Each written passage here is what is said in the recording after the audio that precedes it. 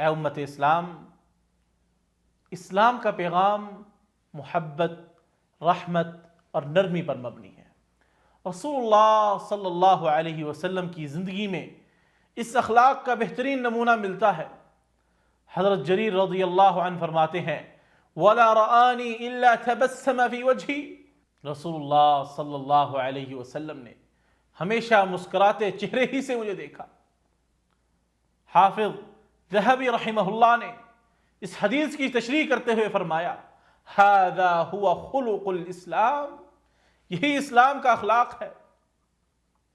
اس کا مطلب یہ ہے کہ اسلام اپنے ماننے والوں سے تقاضا کرتا ہے کہ وہ نرم مزاجی، مسکراہٹ اور خوش اخلاقی کو اپنی زندگی کا حصہ بنا لے۔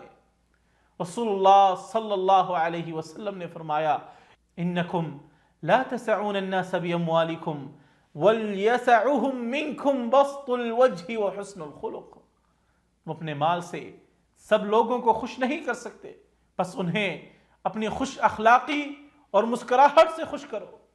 اس فرمان سے معلوم ہوتا ہے کہ مال و دولت سے زیادہ اہم انسان کا اچھا اخلاق اور نرم رویہ ہے۔